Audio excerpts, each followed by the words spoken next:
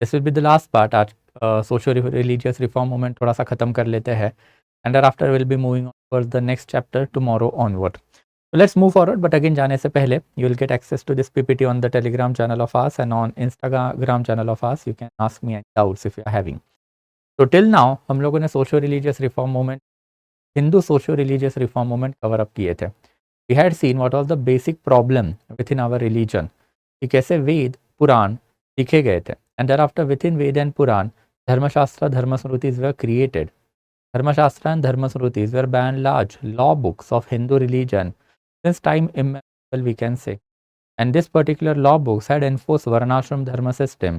इसकी वजह से लोअर जाति लोअर वर्ण की पोजीशन कैसे डिटेरियोरेट हुई थी, and thereafter we had also seen position of woman और how that particular woman was deteriorated in our condition, position of the, तो ये सारी चीज़ें एंड thereafter फिर हम लोगों ने इसके ऊपर के जितने भी रिलीजियस रिफॉर्म रहे हैं वो भी देख लिए, कि पहले बंगाल साइड में, thereafter बॉम्बे प्रोविंस साइड में, एंड धीरे धीरे करके अब ये वाली जो मूवमेंट है कैसे उन्होंने सिर्फ 2 ही सेक्शन को टारगेट करके रखा था, विच वॉज क्वाइट इंपॉर्टेंट। एक तो लोअर जाति lower varna, that is untouchable movement, thereafter women's movement. तो now we need to take this aspect a bit forward and we need to enter कि पहले socio religious reform movement, Islamic religion, Sikh religion and thereafter Parsi religion and thereafter फिर रिवाइवलिस्टिक movement के ऊपर हमने बात करके रखी थी, तो भी आज ही कवर अप करेंगे।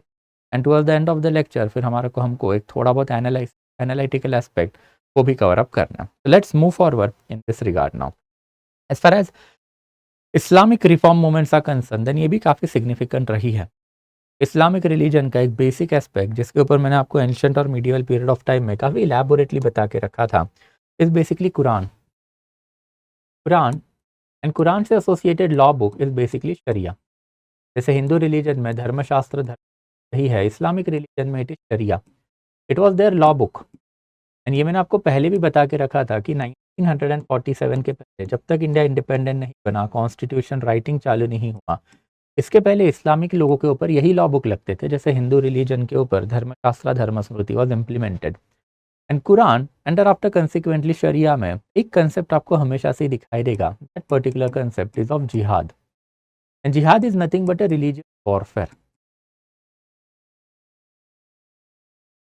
Ultimately, what is the concept behind jihad या फिर religious warfare? And concept is very plain and simple कि there is one land of kafir, इसको ये लोग हमेशा बोलते हैं दार उल काफिर। दार उल काफिर का ही मतलब होता है लैंड उल काफिर, एंड देयर आफ्टर इसको कन्वर्ट करना है लैंड ऑफ इस्लाम में। एंड दैट पर्टिकुलर एस्पेक्ट मतलब दारुल काफिर को दारुल हर्ब लैंड ऑफ इस्लाम में हम लोगों को क्या करना है, कन्वर्ट करना है। This particular aspect is the base of the entire jihad. And फिर ये जिहाद कौन करेगा, तो जो जिहाद करेगा that particular person is a religious warfare करने वाला activity, religious warrior, and that religious warrior is called as mujahid. तो mujahid is a person who is undertaking jihad. जिहाद का मतलब क्या है, तो लैंड ऑफ काफिर है, it has to be converted into land of Islam. And then who is kafir, तो kafir is basically non Islamic person. That has been the core concept of the Islamic religion. In order to give implementation to this concept, एक ज़माने में Arabic, there after फिर we can talk about Turkish, and there after फिर rest of the Islamic invaders across world फैले। जैसे हम India की ही बात करें तो पहले Arabic invasion, there after Turkish invasion and Afghan invasion. इसमें बाय एंड लार्ज अगर हम लोग देखते हैं तो ऑब्वियसली इंडिया में आने से पहले सेंट्रल एशिया का बुद्धिस्ट रिलीजन जो it was annihilated, and modern day Iran तब का पर्शिया, इसका Zoroastrian religion was also annihilated in this particular way. However ये वाले कंसेप्ट मीडियल इंडिया में ठीक थे, मीडिएवल वर्ल्ड में ठीक थे, व्हेन ऑब्वियसली धर्म युद्ध या फिर religious warfare was an ordinary aspect. हर एक रिलीजन ही अपने हिसाब से करता ही करता था। हम लोगों ने एंशिएंट पीरियड ऑफ टाइम में देखा था कि how Hindu religion survived at the cost of Buddhist religion, and वैसे ही वर्ल्ड लेवल पर ultimately Jewish religion was going to suffer at the hand of the Islamic religion and Christian religion. Christian religion में same जो जिहाद है उसको crusade बोला जाता है, वो उनका कंसेप्ट है, यहाँ पे जिहाद चलता है। तो ये वाले जो कंसेप्ट है they were quite at large in early medieval period as well as across medial period, not only in India but also across the world. And obviously ये वाले कंसेप्ट अब काफ़ी पुराने हो चुके हैं। Now you are talking about 19th century, India के ऊपर ब्रिटिश राज आ चुका है, इंडिया में western education, western philosophy, western sciences were spreading rapidly, मुगलों का राज जा चुका है, India is turning quickly into parliamentary democracy. तो इन दैट कैपेसिटी आप ये जिहाद वाला कंसेप्ट लेके बैठ नहीं सकते। You are required to have certain kind of the reform in Islamic religion also. And यही रिफॉर्म करने का काम अल्टीमेटली फिर हम लोग को दिखाई देता है अहमदिया मूवमेंट अर्लीस्ट लेवल पे किया। Ahmadiyya movement was created by Mirza Ghulam Ahmad in 1889 and Mirza Ghulam Ahmad काफ़ी सिग्निफिकेंट पर्सनैलिटी है। ये बिलोंग टू किदान। किदान जो है basically modern day Punjab, India वाला पंजाब जो है वहीं पे है। अमृतसर से थोड़े ही दूर के ऊपर आपको एक किदान नाम का टाउन दिखाई देगा। And ultimately it was this person that is Mirza Ghulam Ahmad जिन्होंने अल्टीमेटली एक नई movement that is Ahmadiyya movement बनाई, जिनका सोल पर्पस था to carry out religious reinterpretation of the concept of jihad and religious reinterpretation of the concept of mujahid. For this particular purpose ultimately इन्होंने अपने खुद के principal जो है वो देने चालू कर लिए। ये खुद के प्रिंसिपल मतलब क्या है, तो मिर्ज़ा गुलाम अहमद का कहना था कि now we need to believe in new kind of jihad. And फिर ये जिहाद में ultimately there is one particular concept called as a jihad अल अकबर। जिहाद अल अकबर मतलब क्या है कि अपने अंदर की जो बुरी चीज़ें हैं उसको आप ख़त्म करोगे, rather than basically killing non Islamic person और carrying his conversion into our religion. तो this is a new kind of the jihad. अगर आप आज के टाइम पे अगर कोई भी एक इस्लामिक बंदे से बात करोगे then you will realise for him this is the jihad that is killing the internal बुराइया। So this is the new interpretation that was brought into Islamic religion by Ahmadiyya community. And फिर ये particular interpretation goes exactly opposite to the core interpretation या फिर true interpretation of the Sunni Orthodox people that jihad का मतलब क्या है, तो religious conversion है religious warfare के through। तो ये वाला एक नया concept अब आपको दिखाई देगा। Apart from that there is one called as a jihad al-kabir। जिहाद अल कबीर का मतलब क्या है कि हम लोगों को peaceful propagation of the Islamic religion करना है, नॉट वाया सैफ मतलब स्वॉर्ड के थ्रू नहीं, बट वाया पेन। पेन का मतलब ऑब्वियसली कलम के थ्रू हम लोगों को अब ये नया स्प्रेड ऑफ जिहाद करना है। तो फोर्सिबल कन्वर्जन स्टॉप करेंगे, equal respect to other religion देंगे and we will learn to live peacefully together. But while living peacefully we can basically carry out peaceful conversion. Peacefully अगर हम लोग किसी को कन्विंस कर पाए एंड फिर कन्वर्जन हुए तो फिर ठीक है। एंड देयर आफ्टर फिर जिहाद अल असगर। जिहाद अल असगर का मतलब क्या है कि एकदम ही इस्लामिक रिलीजन जब खतरे में आएगा तब जाके you have to pick up the sword and defend you. तो this is the new interpretation जो अल्टीमेटली मिर्ज़ा गुलाम अहमद ने दिया था।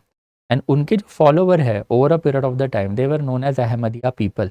एंड दैट्स ये अहमदिया पीपल जो है they are persecuted minority of Pakistan even till today. Ultimately Ahmadiyya करते क्या है, तो ये बेसिकली कुरान एंड शरिया का जो नया इंटरप्रिटेशन है, लिबरल इंटरप्रिटेशन देते हैं rather than conservative Sunni orthodox interpretation that is religious warfare, mujahid, darul kafir, darul harb वाला कंसेप्ट। And this is something related to this particular community. Ultimately ये community ज़्यादा चल नहीं पाई आज के टाइम पे। Out of total Islamic population only 1% population ये कम्युनिटी आज भी है। ये कम्युनिटी के जो मेन सेंटर है दैट इज़ बेसिकली किदान। ये कम्युनिटी का मेन सेंटर मक्का मदीना नहीं माना जाता, वो किदान है। एंड किदान में ही इनके सौ सारे फॉलोवर जो है हमेशा आते हैं in order to pay their tribute. And there after of late ये पर्टिकुलर कम्युनिटी ये भी बिलीफ रखती है कि मिर्ज़ा गुलाम अहमद हिमसेल्फ वॉज मसीहा। तो ये महदी है। महदी मतलब कौन, तो प्रॉफिट मोहम्मद पैगंबर के बाद एक और मसीहा आने वाला है और उसका नाम है महदी। तो बेसिकली वो महदी वाला टाइटल जो है ये लोगों ने इनको दे के रखा हुआ है। तो that is again one of the reason why this particular community is so persecuted. First of all, they are not believing the true interpretation of the Quran and Sharia, and they are also not believing in the verses या फिर saying of Prophet Muhammad Paigambar. For this particular community, there is a new interpretation of the jihad. For this particular community, there is new Masiha, that is Mahdi, that is Mirza Ghulam Ahmad. And अगर ये वाली चीज़ रहेगी तो obviously community Sunni ऑर्थोडॉक्सियों के हाथ में मारी जाएगी। That is what exactly happening.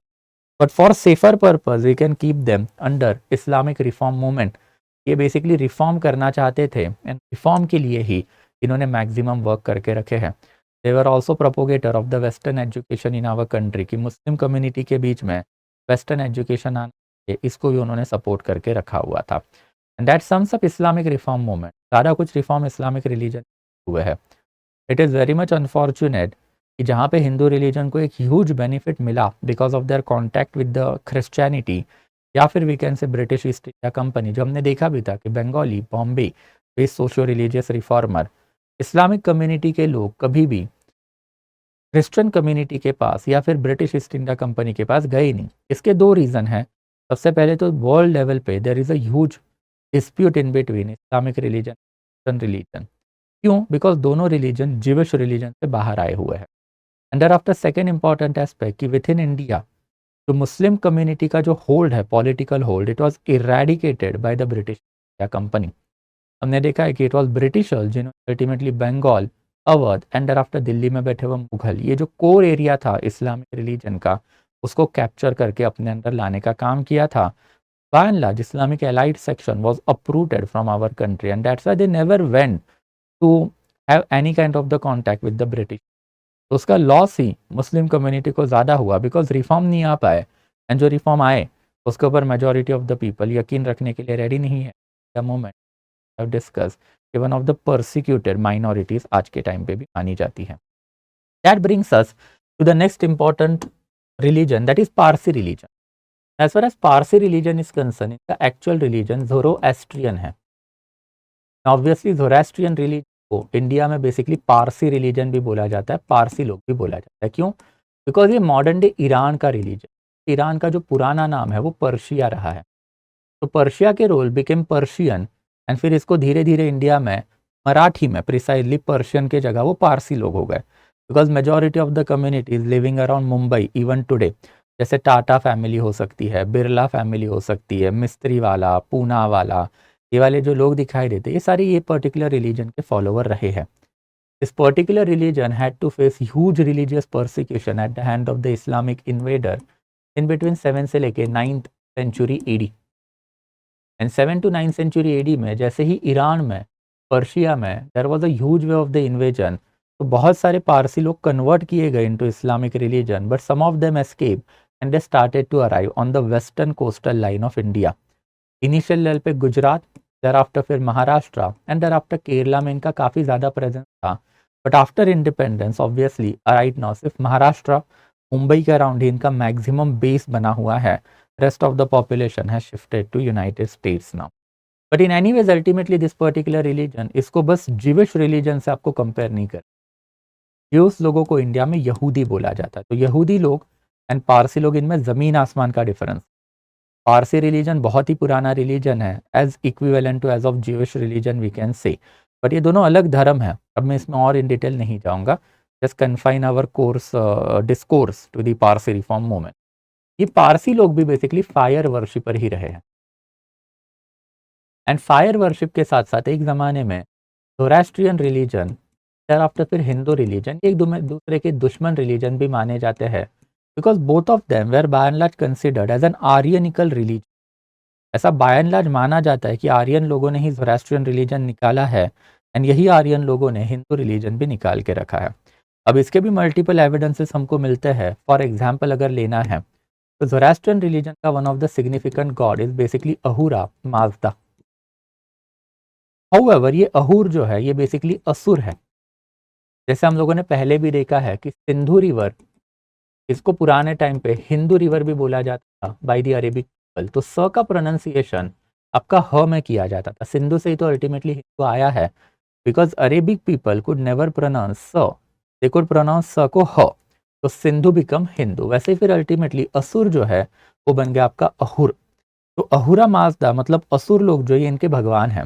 And there after इनका जो सबसे पुराना जो धर्म ग्रंथ है जिसको ज़ेंड अवेस्ता भी बोला जाता है, ये अवेस्ता में हम लोग को भर भर के इंस्टेंस मिलते हैं कि उनके लिए जो बेसिकली डीमॉन्स है, मतलब इनके जो दानव हैं, इनको हमेशा वो लोग देव नाम से बुलाया करते थे, जो बेसिकली हिंदू रिलीजन में गॉड उपाधि रखते हैं या फिर गॉड जो है बेसिकली माने जाते हैं। तो ये क्लियरली बताया देख सकते हो आप कि हमारे इसमें असुर लोग जो है वो दानव है, वो उनके लिए भगवान है।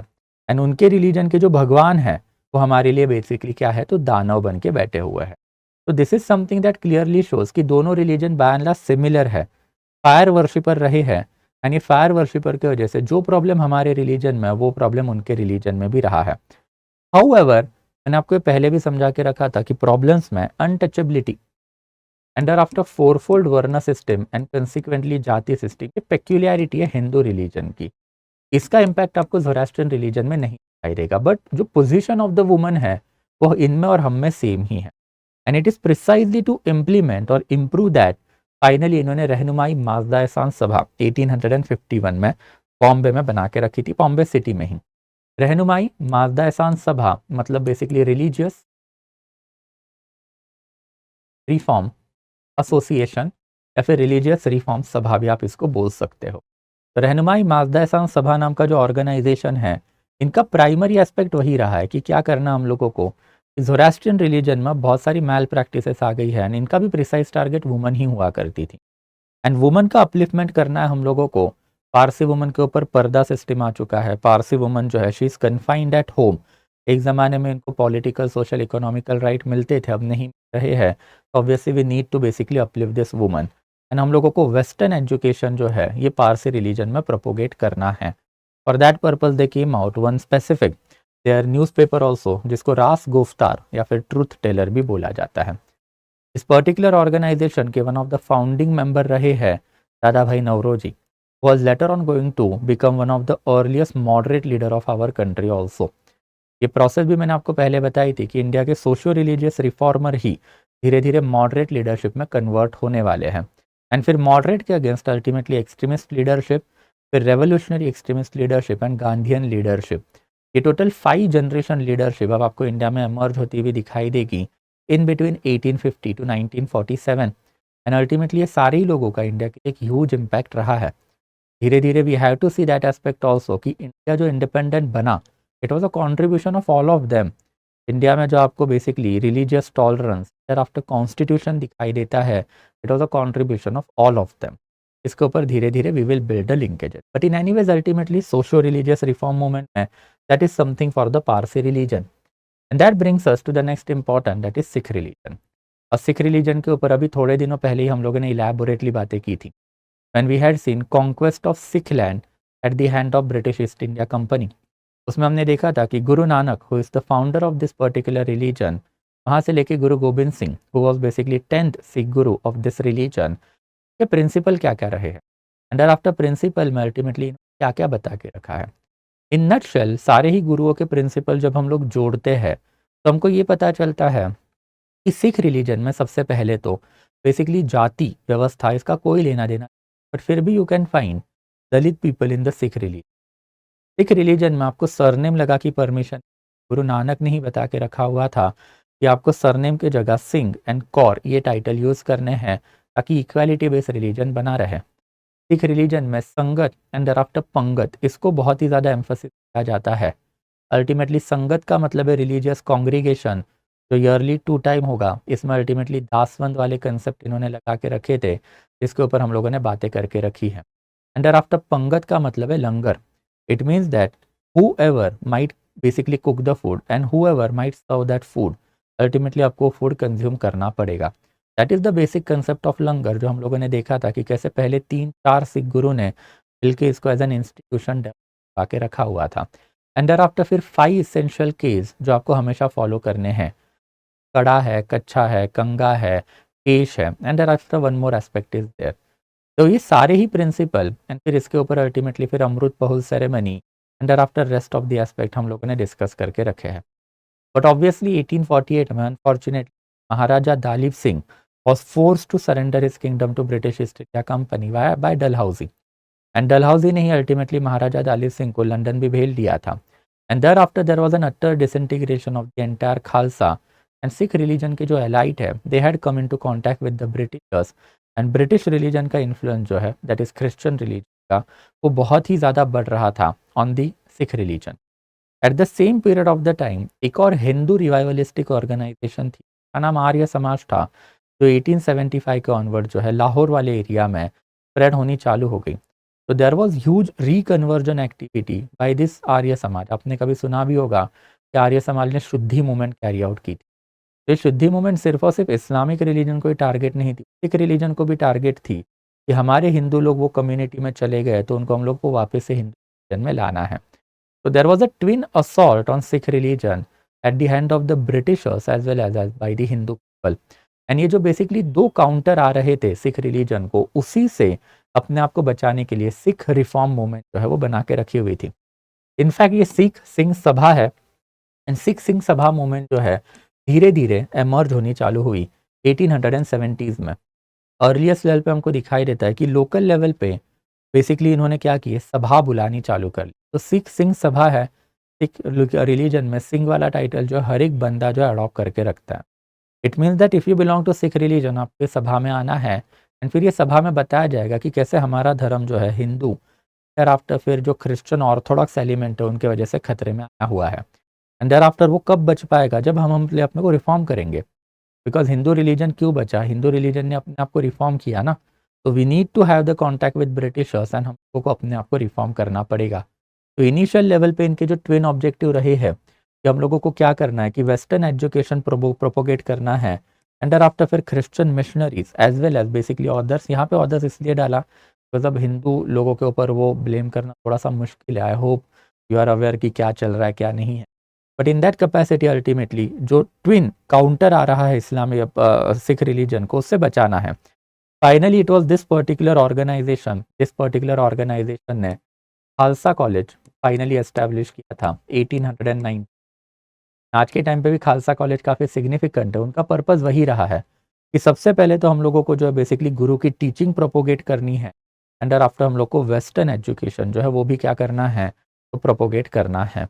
And true to that particular objective Khalsa college हमेशा से ही वर्क करता है कि equality based religion and after फिर सोशल हार्मोनी, ये दोनों जो गुरुओं की टीचिंग रही है उसको प्रोपोगेट करेंगे। But at the same period of the time western modern philosophy, western education हमारे बच्चों को मिलनी चाहिए। तो we are going to propagate that also.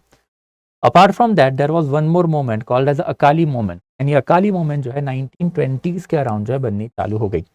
ये अकाली मोमेंट जो है ऑब्वियसली काफ़ी सिग्निफिकेंट है because this particular moment ultimately was waged by the Sikh community people in order to bring this entire religion back into their hand.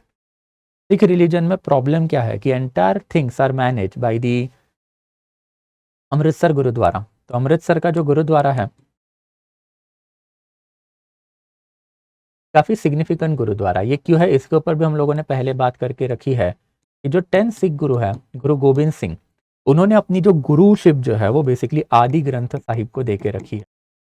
इसको आदि ग्रंथ ही बोला जाता है, but now since it is also considered as basically guru, तो इसके लिए इसको आदि ग्रंथ साहिब बोला जाता है। तो आदि Granth Sahib is basically kept at Amritsar, and since it is kept at Amritsar, Amritsar is basically the spiritual capital of the entire Sikh religion. मैं आपको बताया भी था कि 1790 लाहौर कैप्चर करने के बाद 1802 में महाराजा रणजीत सिंह ने अमृतसर के ऊपर अटैक करके उसको कैप्चर किया था from the hand of the भंगी मिसल। क्यों? बिकॉज ऑब्वियसली ये काफ़ी सिग्निफिकेंट सिटी है। अगर ये आपके अंडर है तो obviously you are the virtual owner of Adi Granth Sahib, and in that capacity पूरा सिख रिलीजन आपके अंडर आ जाएगा।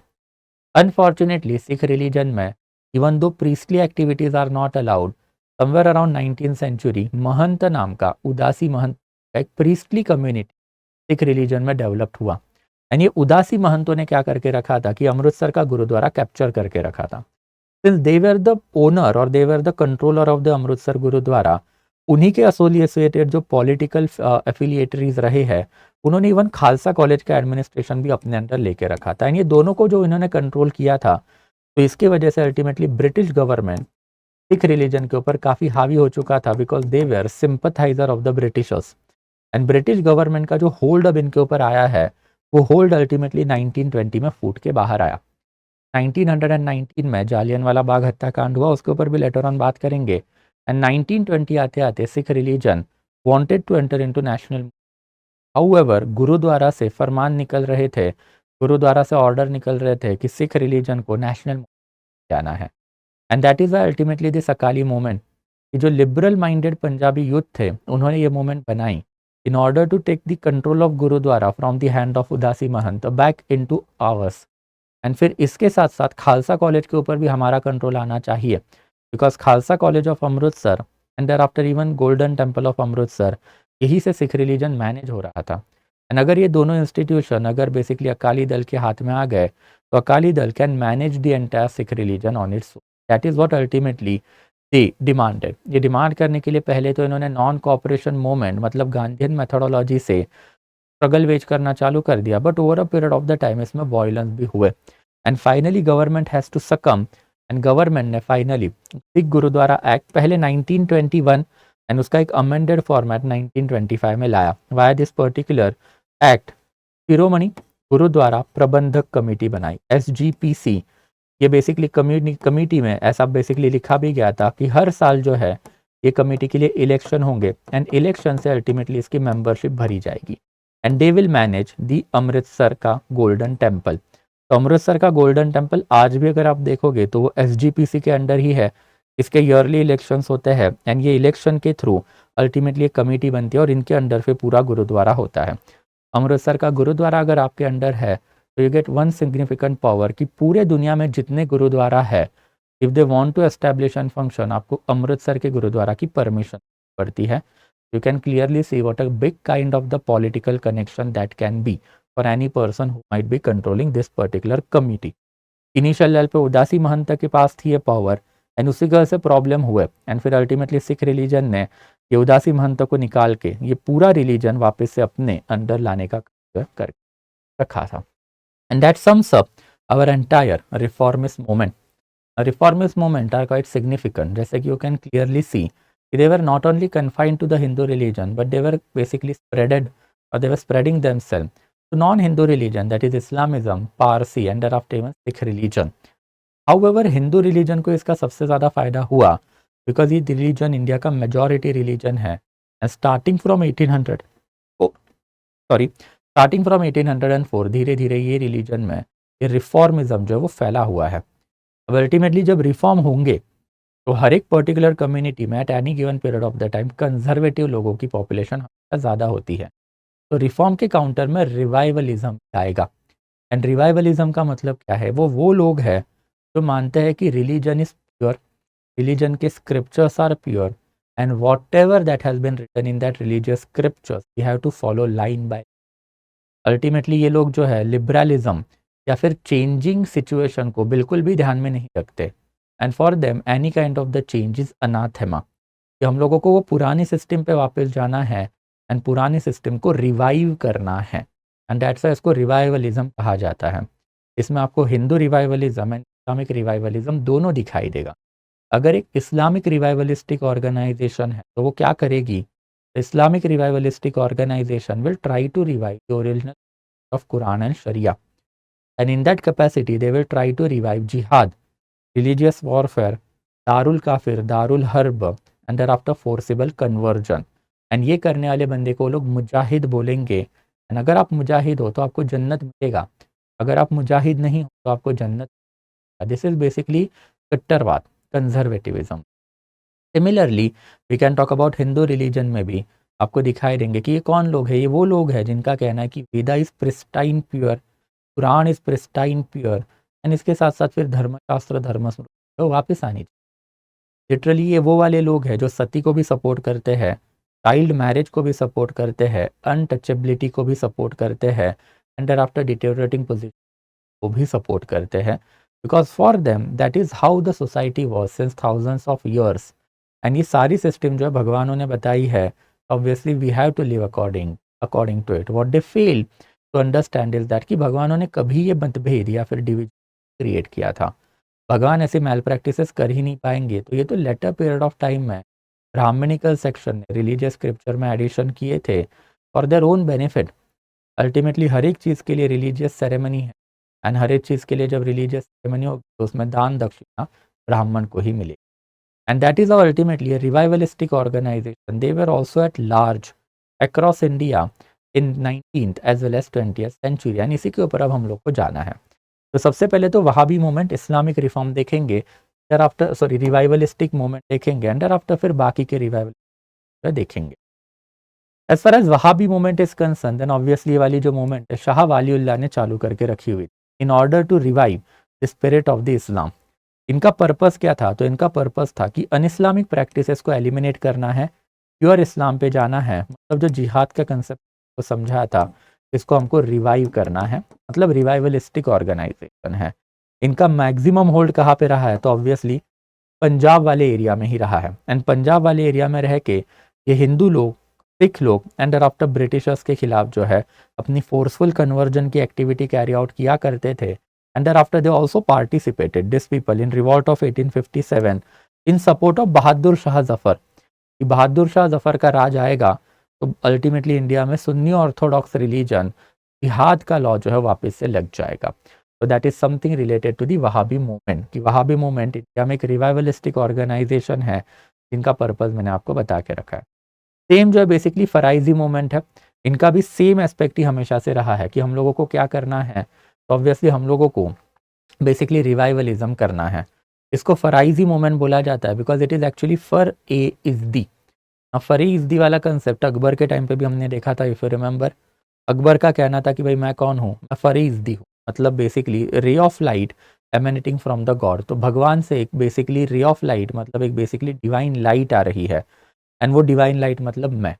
एंड इन दैट कैपेसिटी मैं जो बोलूँगा वो सारा इंपॉर्टेंट है बिकॉज मेरा डायरेक्ट अल्लाह के साथ कॉन्टैक्ट है। वही वाला कुछ कुछ चीज़ जो इन्होंने भी करके रखा था कि इट इज़ फरेज दी, इसको शॉर्ट फॉर्म में फराइजी मोमेंट में कन्वर्ट किया गया। एंड इनका भी वही कहना था कि जो चीज़ कुरान शरिया में लिखी है वो बेसिकली हम लोगों को फॉलो करनी है, लाइन बाय लाइन फॉलो करनी है। एंड फॉर दैट पर्पज इन्होंने अपने लिए खलीफा वाले टाइटल भी लेके रखे थे, that we are the new dharma guru. खलीफा का मतलब धर्म गुरु होता है। लेटर ऑन जब खिलाफत मूवमेंट जाएंगे तब इसके ऊपर थोड़ा और पढ़ेंगे। तो धर्म गुरु वाले टाइटल इन्होंने अपने लिए लेके रखे थे। एंड फिर लोकल लेवल पे बेसिकली इन लोगों ने जो हिंदू ज़मींदार है, नॉन इस्लामिक ज़मींदार मतलब ब्रिटिश लैंड होल्डर है, अंडर आफ्टर ब्रिटिशर्स के अगेंस्ट काम किया हुआ था। बट ऑब्वियसली ये वाली मूवमेंट भी कुछ ज़्यादा चल नहीं पाई। It is also one of the branch of the revivalistic organisation in our country. Under after फिर Deoband school, again same purpose है, रिवाइवलिस्टिक ऑर्गेनाइजेशन रही है। एंड फिर ये पर्टिकुलर ऑर्गेनाइजेशन जो दारुल उलूम में चालू हुई। दारुल उलूम एक प्लेस का नाम है, एंड उसको देवबंद भी बोला जाता है बिकॉज ये प्लेस जो है दिल्ली से हरिद्वार के बीच में। तो ऑब्वियसली अब हम लोग क्या करेंगे कि हिंदू पॉपुलेशन को हरिद्वार जाने ही नहीं देंगे, मतलब हिंदू लोगों के देव जो है वो हम वो बंद कर देंगे। That is Y basically Deoband. And ये जो देवबंद है 1866 में चालू हुई जो मूवमेंट है, मोहम्मद कासिम नानौतावी अंडर आफ्टर राशिद गंगोई ने चालू की है। अल्टीमेटली ये पर्टिकुलर मूवमेंट का एक ही पर्पस था कि सर सैयद अहमद खान अपने इस्लामिक रिफॉर्म लाने की कोशिश कर रहे थे। तो इस्लामिक रिफॉर्म को अपोज करने का काम जो अल्टीमेटली इन लोगों ने करके रखा था। इनके ऑब्जेक्टिव वही है कि Quran under after Hadi under after even जिहाद ऐसे वाले कंसेप्ट जो ऑर्थोडॉक्स कंसेप्ट है उन पे लाइन बाय लाइन हम लोगों को यकीन रखना है, और उसमें कोई भी changes as per the period of time हम लोगों को नहीं करना है। We have seen the original concept of jihad was good for that particular period of time but not for this particular period of time. And that brings us to the next one, sir Syed Ahmad Khan. Obviously इनको 2014 के पहले हम लोग reform में डालते थे, but as you know right now कि थोड़ा सा राइट विंग हिस्टोरियोग्राफी बड़ा है, तो आजकल के जो न्यू एनसीईआरटी है, एडिशन ऑफ द हिस्ट्री है, वहाँ पे इनको रिवाइवलिज्म में डाला गया है। Was actually a reformist but it was very much unfortunate कि रिफॉर्मिज्म के साथ साथ उन्होंने बेसिकली कुछ ऐसे फोर्सेस इस्लामिक रिलीजन में अनलीश किए कि जिसकी वजह से क्या हुआ कि इस्लामिक रिलीजन में जो कंजर्वेटिविज्म है वो बहुत ज़्यादा बढ़ा, and ultimately it led to the partition of our country. As far as sir Syed Ahmad Khan is concern, इनके ऊपर के जो 3-4 पॉइंट है वो आपको याद रखना है फॉर द फैक्चुअल पर्पस। सबसे पहला एंड सबसे फॉरमोस्ट मतलब 1857 में जब रिवॉल्ट हुआ, तो रिवॉल्ट के बाद इन्होंने अपने पैम्पलेट जो है अक्रॉस नॉर्थ इंडिया दिल्ली से लेकर बंगाल जो है सर्कुलेट किए थे। एंड वो पॉम्पलेट्स का नाम क्या था, तो असबाब ए बगावत ए हिंद। असबाब का मतलब होता है रीजन, बगावत हिंद मतलब obviously revolt of 1857। In this particular pamphlets he was the first person who tried to pin the blame on Hindu religion कि भाई ये कोई इस्लामिक कॉन्स्पिरसी नहीं, ये हिंदू लोगों ने की हुई कॉन्स्पिरसी है। तो from the beginning itself that is revolt of 1857 onward only, sir Syed Ahmad Khan में हम लोगों को एक टेंडेंसी दिखाई देती है कि whereby he was harnessing his own religion. But उसमें भी अल्टीमेटली एक पॉजिटिव एस्पेक्ट हमेशा वही रहा है कि throughout his life always use to talk about Hindu Muslim unity, and apart from that he also wanted to bring certain reform in Islamic religion. Now for reform purpose somewhere around 1864 in basically एक scientific literary society जो है basically बना के रखी थी। तो जो scientific literary society है इसका पर्पस क्या था कि जो वेस्टर्न इंग्लिश बुक्स है उसको हम लोगों को उर्दू पर्शियन लैंग्वेज कन्वर्ट करना है, ताकि हमारे बच्चे जो है दैट इज बच्चा ये सारे बुक पढ़े, इसका नॉलेज ले, एंड वेस्टर्न नॉलेज जो है अल्टीमेटली इस्लामिक रिलीजन पहले। फाइनली 1875 में इन्होंने Mohammedan Anglo Oriental College establish किया। And Mohammedan Anglo Oriental College as the name suggest, sorry, Mohammedan Anglo Oriental College as the name suggest, इसका purpose क्या रहा है कि एंग्लो ओरिएंटल मतलब इस्लामिक रिलीजन की टीचिंग भी हम लोग यहाँ पे देंगे, and western sciences, western mathematics, western philosophy का एजुकेशन भी हम लोग ये पर्टिकुलर इंस्टीट्यूशन में देंगे। एंड फाइनली 1886 में order to ascertain or in order to carry out periodic revision of Islamic education system कि कितना वेस्टर्न एजुकेशन इस्लामिक रिलीजन में फैल रहा है and how much reform we can carry out, इसके लिए इन्होंने मोहम्मदन एजुकेशनल कॉन्फ्रेंस बुला के रखी हुई थी। इट वॉज इन 1886 ओनली इन्होंने एक और ऑर्गेनाइजेशन बना के रखी थी, that is United India patriotic association. And this particular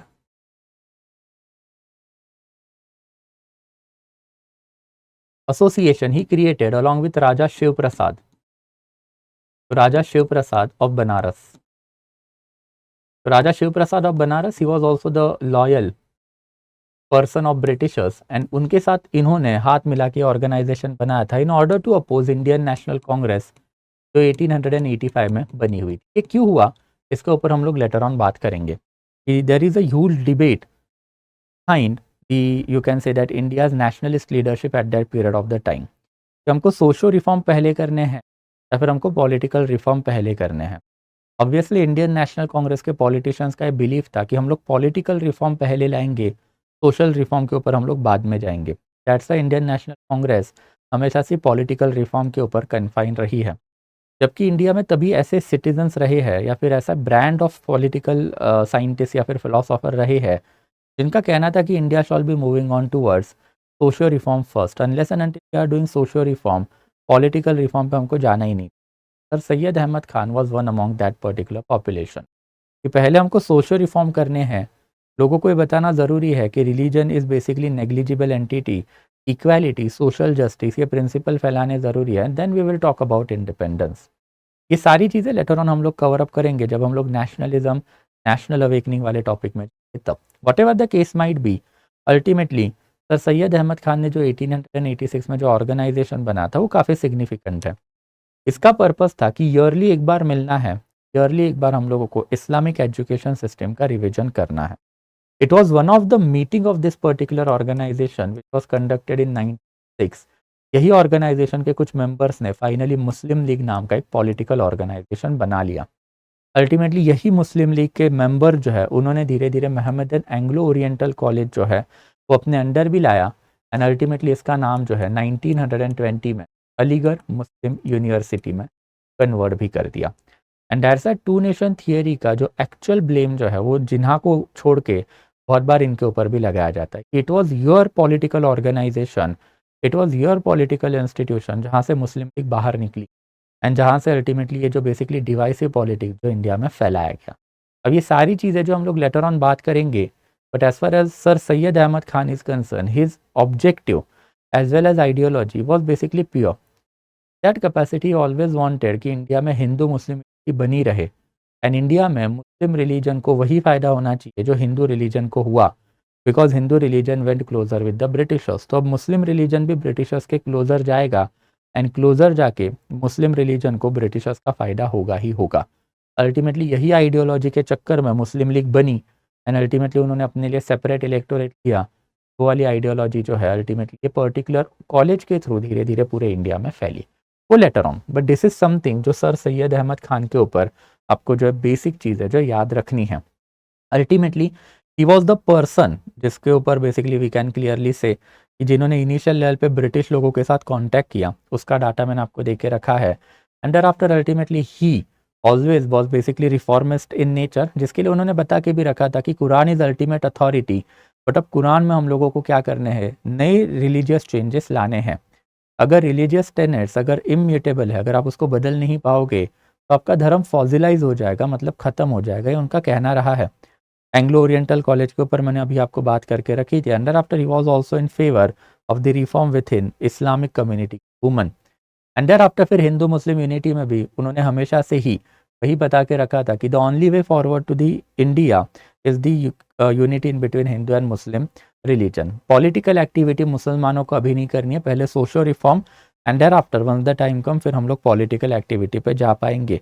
and there after इनके कुछ इंपॉर्टेंट वर्क है, उसमें तहजीबुल अखलक है, एंड तहजीबुल अखलक के मैगजीन के थ्रू अपने मोरल प्रिंसिपल जो है वो पूरे इंडिया में जो स्प्रेड करते थे।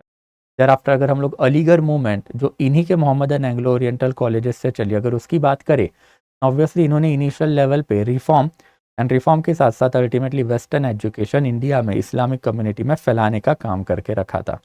It is very much unfortunate कि 1920 के बाद ये रिफॉर्मिस्ट ऑर्गेनाइजेशन रिवाइवलिज्म में कन्वर्ट होनी चालू हो गई। एंड फिर 1920 ऑनवर्ड ये पूरी ऑर्गेनाइजेशन पहले मुस्लिम लीग एंड ऑफ लेट आज के टाइम पे सुन्नी ऑर्थोडॉक्सियों के हाथ में है।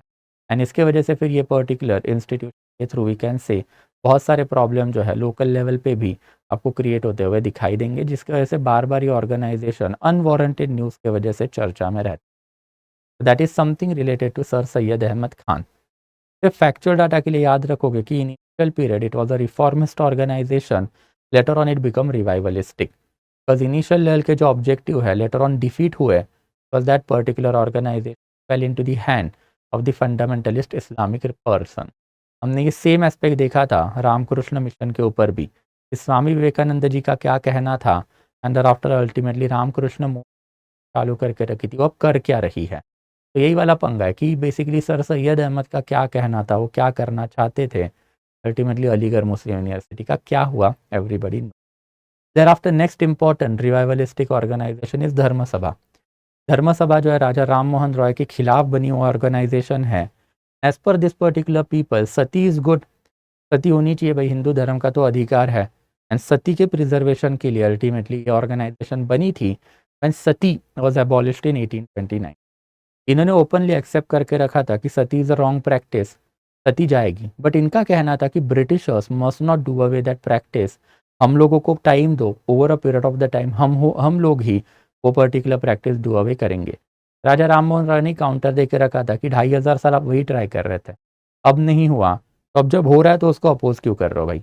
Ultimately he oppose and ultimately for that purpose उन्होंने धर्म सभा बना के रखी हुई थी कि increasing influence of britishers into religious matter is harming the priestly monopoly as well as pristine purity of the Hindu religion। तो हमारे धर्म में ब्रिटिशर्स इंटरफियर नहीं करे, for that purpose this particular organisation वो बना के रखी हुई थी। बट फिर भी इन्होंने धीरे धीरे करके वेस्टर्न एजुकेशन को प्रमोट करने का बात इंडिया किया था। But obviously it was a revivalistic organisation because Veda Purana Dharmashastra Dharma स्मृति इसमें ये लोग जो है बेसिकली कोई भी चेंजेस नहीं चाहते थे, जो प्रैक्टिसेस चल रही है वो चलनी ही चाहिए, दैट वॉज देयर वेहमेंस। thereafter फिर स्वामी दयानंद सरस्वती एंड thereafter आर्य समाज। स्वामी दयानंद सरस्वती ने यह आर्य समाज जो है 1875 में पहले बॉम्बे में क्रिएट बनाया हुआ था, तो बॉम्बे में बनी ऑर्गेनाइजेशन है ये 1875 में, and its headquarter in 1875 itself was shifted to Lahore. तो पहले बॉम्बे साइड में ऑर्गेनाइजेशन बनी थी, but obviously Bombay was way too liberal और आर्य समाज, अब आर्य समाज की एक्टिविटी बॉम्बे जैसे लिबरल एरिया में तो चलेगी नहीं, यहाँ पे Islamic community, Parsi community, Jewish community as well as Hindu community वो भी उसके अलाइट रह रहे हैं। ऑब्वियसली फिर इन्होंने धीरे धीरे अपना बस्तर जो है पूरा का पूरा शिफ्ट कर लिया लाहौर में, एंड लाहौर में फिर इन्होंने अपनी एक्टिविटी चालू की, जो अभी थोड़े टाइम पहले मैंने आपको बताया था कि जिसकी वजह से सिख सिंह सभा मूवमेंट जो है लाहौर में बहुत ही इलेबोरेट लेवल पे एमर्ज भी हुई कि भाई increasing influence of Arya Samaj counter करना है तो सिख सिंह सभा चाहिए। इन that capacity Swami basically Dayanand Saraswati का जो ओरिजिनल नाम रहा है वो मूल शंकर रहा है, and thereafter he was basically the firm believer of the Vedantic philosophy। but despite believing in Vedantic philosophy, ultimately इनके जो religious principle रहे हैं वो हमेशा से वेदा ही रहे हैं। इनका कहना है कि हम लोगों को वैदिक प्रिंसिपल जो है वापस इंडिया में लाने हैं, एंड इन दैट कैपेसिटी वेदा जो है वो प्रिस्टाइन प्योर है, एंड इन दैट कैपेसिटी वेदा का कोई भी क्रिटिसिज्म या फिर चेंज जो है वो अलाउड नहीं। तो मतलब इन्होंने ऋग साम यजुर अथर्व इसको तो मान लिया, बट इन्होंने लेटर ऑन जो ब्राह्मणा फिर अरण्यका फिर उपनिषदा फिर आफ्टर इवन पुराण लिटरेचर इन सभी को क्रिटिसाइज करने का काम किया। ये सारे लिटरेचर आप मत मानो, आप सिर्फ यही मानो, एंड बट ये जब मानोगे तो इसमें कोई भी चेंज हम लोगों को नहीं चाहिए, कोई भी क्रिटिसिज्म हम लोग नहीं देंगे। And in that capacity, this particular organization believed in Varnashram dharma system, जाति system, and thereafter to an extent जो patriarchal society है वो भी. Apart from that, this particular organization later on also carried out Shuddhi movement, and that's why organization, despite believing in Vedantic system and despite having multiple good works under its name, इसको revivalistic ही बोला जाता है. Because the core philosophy ये आर्य philosophy. And Arya philosophy मतलब क्या है, तो ऋक साम यजुर अथर्व, इसमें जो लिखा है आपको लाइन बाय लाइन फॉलो करना है, उसमें कोई चेंजेस अलाउड नहीं है, उसमें हम लोगों को किसी भी तरीके का क्रिटिसिज्म जो है वो भी अलाउड नहीं है. And for that purpose ultimately इन्होंने गो बैक टू वेदास जो है उसका नारा दे के रखा था. हिंदू स्क्रिप्चर जो है ये सारे के सारे अपोज करके रखे हुए थे. एंड आफ्टर धीरे धीरे करके इन्होंने ये भी बता के रखा था कि बेसिकली वेदा जो है इसका इंडिविजुअल इंटरप्रिटेशन हम लोग को निकालना है. And they have also stated कि भाई वेदा का एक्सेस सारे कम्युनिटी को होना चाहिए, बट ये बेसिकली ऑर्गेनाइजेशन इस पर कभी मानती नहीं है. Even though they proclaim it कि वेदा सभी के पास होना चाहिए, बट लोअर जाति सर आफ्टर लोअर वर्ण जो है उनको एज सच एक्सेस देने का कोई काम इन्होंने ग्राउंड लेवल पे नहीं किया. देयर आफ्टर ह्यूमन कंडक्ट में वही जो पुरानी वाली बात है, that is theory of reincarnation and there after theory of karma, जो एंशिएंट इंडिया मैंने अब एक्सप्लेन करके रखी है, उसके ऊपर ये लोग बिलीव रखते थे. एंड देयर आफ्टर फिर बेसिकली चतुर्वर्णाश्रम धर्म सिस्टम को इन्होंने एक्सेप्ट करके रखा हुआ है. एंड सिर्फ जो बेसिकली यहाँ से आए हुए प्रॉब्लम है इसको इन्होंने रिजेक्ट करने का काम करके रखा हुआ है. देयर आफ्टर अगर आर्य समाज की बात करें तो दयानंद सरस्वती ने ही अपना एक बेसिकली मैगजीन निकाला था जिसका नाम था सत्यार्थ प्रकाश, जिसमें ultimately he was propagating his messages. And after the death of Swami Dayanand Saraswati ultimately organisation जो है दो पर्टिकुलर एंगल में बढ़ गया. College party and after Mahatma party. College party जो है लाला हंसराज, लाला चंदन, आफ्टर इवन लाला लजपत राय ने सपोर्ट किया था. ये दो पर्टिकुलर रीजन पे मानते थे कि पहले तो ये मीट ईटिंग इसको सपोर्ट करते थे. मीट ईटिंग के साथ साथ इन्होंने ये भी बता के रखा हुआ था कि हम लोगों को बेसिकली वेस्टर्न एजुकेशन प्रमोट करना है. And for that purpose ultimately इन्होंने दयानंद एंग्लो वैदिक स्कूल जो है वो बनाया. ये भी स्कूल, ये भी कॉलेजेस इंडिया में आज भी one of the top most organisation है. एंड दयानंद एंग्लो वैदिक मतलब हम लोग वैदिक सिस्टम भी सिखाएंगे, एंड देयर आफ्टर एंग्लिसाइज वर्ण जो वेस्टर्न एजुकेशन है वो भी सिखाएंगे. एंड फिर obviously they belong to the Dayanand Arya Samaj, तो दयानंद का नाम जो यहाँ पे आपको लगता हुआ दिखाई देगा. ऑन दी अदर हैंड एक महात्मा पार्टी है जिनका बेसिकली जो फाउंडर रहे हैं जिनका नाम है लाला मुंशीराम, जिनको लेटर ऑन स्वामी श्रद्धानंद के नाम से भी जाना जाता है. इनका कहना है कि भाई हम लोगों को प्योर वेजिटेरियनिज्म के ऊपर फोकस करना है, एंड आफ्टर हम लोगों को सिर्फ और सिर्फ इंडियन एजुकेशन सिस्टम जो है वो प्रमोट करनी है. फॉर दैट पर्पज इन्होंने गुरुकुल एजुकेशनल इंस्टीट्यूशन निकालने चालू किए. आप आज भी देखोगे तो गुरुकुल कांगरी जो हिमाचल प्रदेश में उत्तराखंड वाले एरिया में जो है one of the top most organisation माना जाता है. तो this is something just factual purpose के लिए जो आपको याद रखना है. स्प्लिट 1890 के अराउंड जो है फाइनली कंप्लीट होता हुआ हम लोग को दिखाई देता है. एंड फिर इसके बाद फाइनली फिर थियोसॉफिकल मूवमेंट, ये भी काफ़ी सिग्निफिकेंट रही है. As far as theosophical movement is concern, ये भी रिवाइवलिज्म है. ये एक्चुअल में बनाई थी क्रिश्चियन लोगों ने, madam Blavatsky and colonel Olcott. And ये लोगों ने 1875 में न्यूयॉर्क सिटी में ये वाली जो ऑर्गेनाइजेशन है बना के रखी थी. समवेयर अराउंड 1886 में इन्होंने इंडिया में अद्यार में अपना एक सेंटर एस्टैब्लिश किया. एंड अद्यार से फिर अपने मैसेजेस जो इन्होंने प्रोपोगेट करने चालू किया. यही पर्टिकुलर ऑर्गेनाइजेशन को 1892 में एनी बेजेंट ने ज्वाइन किया. तो एनी बेजेंट यही पर्टिकुलर ऑर्गेनाइजेशन की काफ़ी प्रोमिनेंट मेंबर रही है. एंड एनी बेजेंट का नाम लेटर ऑन हम लोगों को पढ़ना भी है. अल्टीमेटली इनका क्या कहना है कि ऑब्वियसली इन लोगों को जो पुराने आर्यनिकल रिलीजन थे उनको रिवाइव करना था. एंड पुराने आर्यनिकल रिलीजन मतलब कौन से है, obviously Judaism, Zoroastrianism, Hinduism and thereafter Buddha. तो Judaism, Zoroastrianism, Hinduism and Buddhism, इन लोगों को इनको क्या करना था, रिवाइव करना था. जो ओल्डर प्रिंसिपल जो इन लोगों को वापस लाने थे. बट ऑब्वियसली कुछ मैल प्रैक्टिसेस ये रिलीजन्स में आई है उसको लोग अपोज भी करते थे, जैसे जाति व्यवस्था and thereafter child marriage. Ultimately इन लोगों ने जो क्या करके रखा था कि एक false sense of pride into backward philosophy पे डाल के रखा था. कि मतलब ये लोगों को बताने का काम करते थे कि पुराने ज़माने में सब कुछ सकुशल समंगल था, जो हमने पहले ही देखा है एंशिएंट्स के लेक्चर में कि ऐसी कोई सिचुएशन है नहीं. एंड अल्टीमेटली ये पर्टिकुलर ऑर्गेनाइजेशन एक डायहार्ड कंजर्वेटिव ऑर्गेनाइजेशन रहा है जो हमेशा से ही पुरानी सिस्टम को वापस से रिवाइव करके वो पर्टिकुलर कंट्रीज पे डालने का काम करता था। अल्टीमेटली यही ऑर्गेनाइजेशन से एनी बेज़ंट बिलोंग करती थी, जिनके ऊपर लेटर ऑन हमको पढ़ना है, बट इनके ऊपर 2-3 फैक्चुअल डाटा मैंने आपको रखा हुआ है। जब 1916-17 में जब हम लोग होम रूल लीग मूवमेंट पे जाएंगे, तब इनके ऊपर थोड़ा सा और डिटेल में पढ़ेंगे।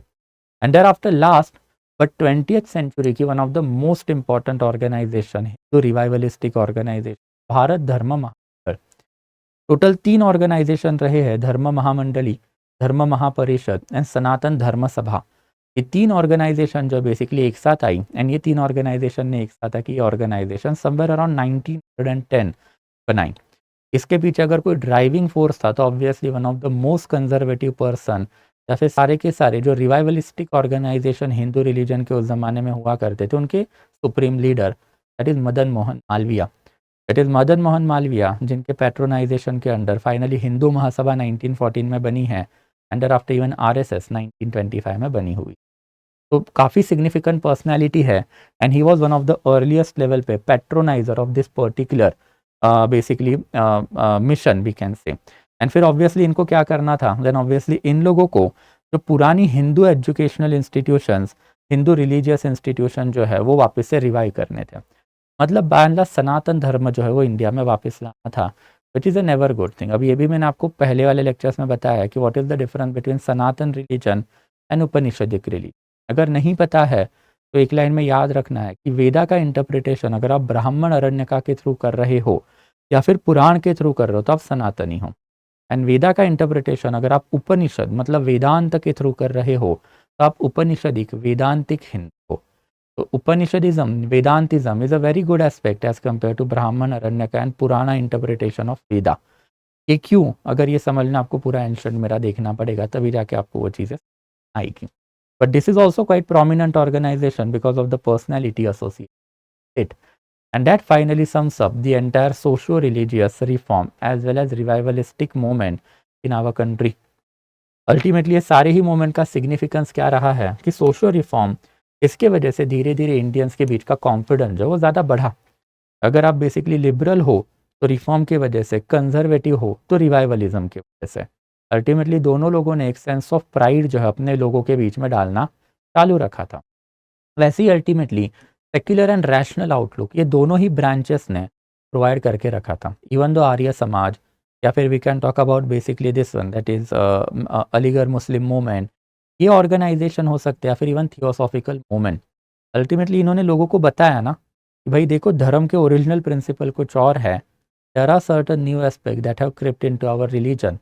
जाति व्यवस्था हो सकती है, child marriage and sati, by सारे ही इवन रिवाइवलिस्टिक ऑर्गेनाइजेशन ने धर्म सभा छोड़े तो अपोज करके रखे थे बाय टेलिंग पीपल कि this particular aspects were never there in our original religion. And that's why we can say कि एक रैशनल आउटलुक इन्होंने डाला, एंड बहुत जगह पे एटलीस्ट पॉलिटिकल एलाइड क्लास में secular outlook by reformist movement जो वो भी आते हुए दिखाई दिया है।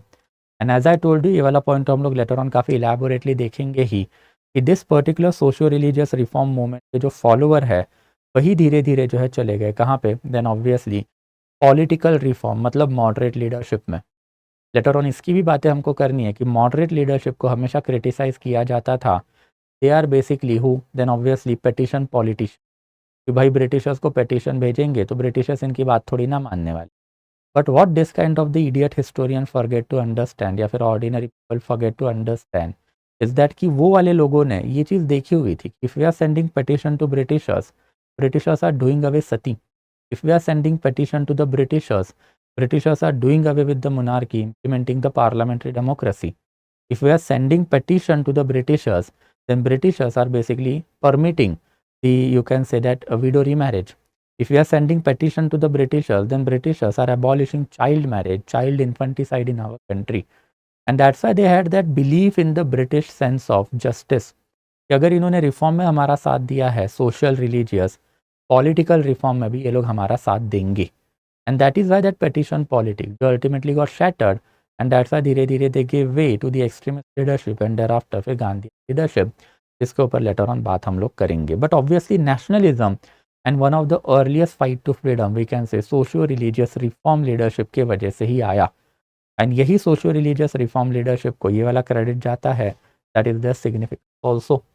एंड देयर आफ्टर अगर इनके कुछ लिमिटेशन की अगर बात करें तो unfortunately elitist movement of the socio religious reform movement ऐसे ही रहा है. इधर social base was narrow and by and large it was confined only to Bombay city, Calcutta city, Madras city and thereafter we can say Lahore city. Lahore, Amritsar, Calcutta, Bombay, Madras city के बाहर इनका ज़्यादा influence दिखाई नहीं दिया है. तो in initial phase their particular reforms were confined only to the urban elite. इसको धीरे धीरे लेटर ऑन विलेज लेवल पे परकोलेट करने का काम जो है गांधीयन लीडरशिप ने लेटर ऑन किया था, जो लेटर ऑन देखेंगे. thereafter फिर reforming of the social structure में अल्टीमेटली इन्होंने हमेशा से लेजिस्लेशन का सहारा लिया है rather than bringing bottom to top reform. कि आप लोगों को समझा के वहाँ से रिफॉर्म लाओगे तो ज़्यादा बेटर पड़ता है. जैसे take an example of the child infanticide. India में होता था ना फीमेल इन्फेंटिसाइड, बट अल्टीमेटली बंद कब हुआ? जब 2014 में नरेंद्र मोदी गवर्नमेंट ने बेटी बचाओ बेटी पढ़ाओ आंदोलन निकाला. तो that was basically the change of thinking of society कि आप बेसिकली लड़की को माइजरी या फिर बुरी चीज़ मत मानो. Is basically of pride. And तब जाके जो सोशल चेंजेस हुए इंडिया में पिछले 7-8 साल में, दिस आर ड्रास्टिक वन. तो वही आपको दिखाई देगा कि जो सोशल स्ट्रक्चर का रिफॉर्म है अनफॉर्चुनेटली सोशल रिफॉर्मर नहीं पाए. This particular task was left to the future generation the leadership, जो अल्टीमेटली गांधीयन लीडरशिप के बाद में हमको दिखाई देता है. Thereafter regressive as well as retrograde कि बहुत जगह पे इन्होंने क्या करके रखा हुआ है. ऑब्वियसली बहुत जगह पे इन्होंने जो ओरिजिनल स्क्रिप्चर जो है उसको सोसाइटी में परकोलेट करने का काम किया.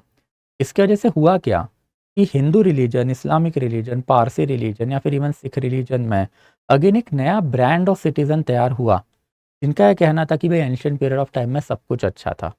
You did not show them ना कि what was exactly the negative aspect of the actual original scripture. आपने बस उनको वही बताया कि भाई लेटर पीरियड में प्रॉब्लम आए हैं, अर्लियर पीरियड में सब कुछ बढ़िया था. And that's why people slowly started to believe कि भाई इस पुराने ज़माने के पीरियड में, मतलब प्रॉफिट मोहम्मद पैगंबर के पीरियड में अच्छी चीज़ें हुआ करती थी, या फिर राम राज्य जो बहुत ही बढ़िया था, जबकि that was not the reality. तो this is something that we can say कि आपने आपके कंट्री को, इस्लामिक कम्युनिटी है, हिंदू कम्युनिटी, उसको रेट्रोग्रेड बनाया, रिग्रेसिव बनाया. And obviously over a period of the time एक कम्युनल ओवरटोन इसके वजह से आया.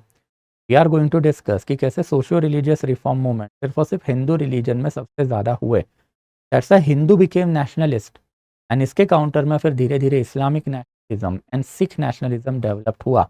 एंड अल्टीमेटली ये सारी चीज़ों की वजह से इंडिया के 2 टुकड़े पड़े 1947 में. एंड आफ्टर फिर खालिस्तानियों का डिमांड जो किसी से छुपा नहीं है, is still causing trouble to our beloved country. तो ये सारे ही बेसिकली प्रॉब्लम जो है socio religious reform movement onward आए हैं.